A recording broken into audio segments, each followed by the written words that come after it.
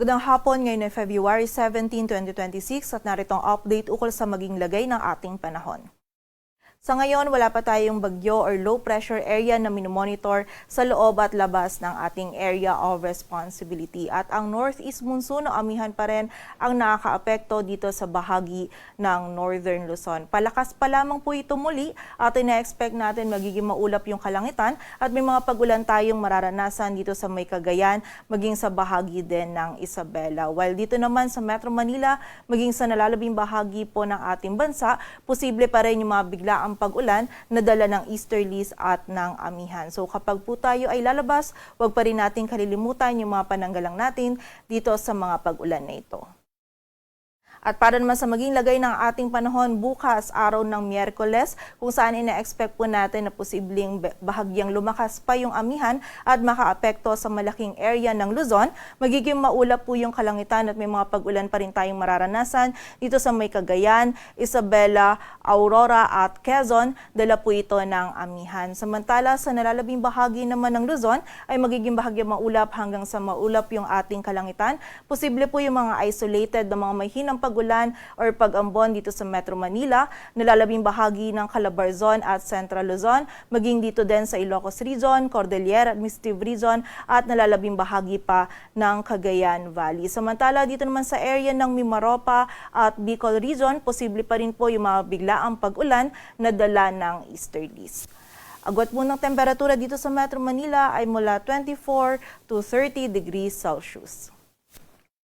Samantala dito naman sa bahagi ng Visayas at Mindanao, magiging maulan po or mataas yung possibility ng mga pag-ulan, pagkilat at pagkulog. Most likely simula hapon onwards dito sa area ng Northern Mindanao, Caraga at Davao Region. Dalay po ito ng shear line or ng easterlies. Kaya naman pag-iingat para sa ating mga kababayan dyan sa posibilidad ng mga pagbaha at pagguho ng lupa. Dito naman sa area ng Palawan, maging dito sa buong bahagi ng Visayas at nalalabing bahagi pa ng Mindanao, magiging bahagyang maulap hanggang sa maulap po yung ating kalangitan.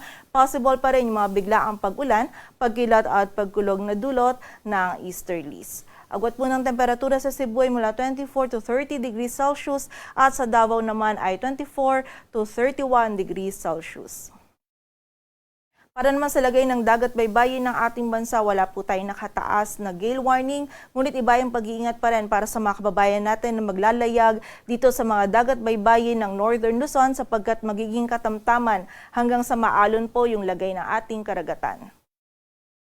Para naman sa 3-day outlook ng mga key cities ng ating bansa, in the next 3 days, patuloy pa rin pong amihan, shear line or easterlies yung iba't iba pong weather systems na prevailing sa iba't ibang bahagi ng ating bansa. From Thursday to Saturday, ang amihan po ay bahagyang lalakas at makakaapekto sa malaking area ng Luzon. So hanggat maaari po, i-enjoy natin itong ina-expect natin na surge ng amihan dahil after po nito, posibleng medyo maging mainit na yung ating panahon or unti-unti na pong tumaas yung temperatura na ating naitatala dahil kung prevailing man po yung amihan ay mostly nasa may area na lamang po ng Northern Luzon. So expect po natin again from Thursday to Saturday dito sa Metro Manila, maging sa area din ng Baguio City, magiging bahagyang maulap hanggang sa maulap po yung ating kalangitan. Medyo malamig po yung panahon natin sa madaling araw at possible pa din yung mga isolated light rains na dala ng amihan. Agwat po ng temperatura sa Metro Manila ay mula 23 to 31 degrees Celsius. Sa Baguio naman ay 15 to 24. While dito naman sa Legazpi City, na-expect po natin by Thursday may mga isolated light rains lamang po na mararanasan na dala ng amihan.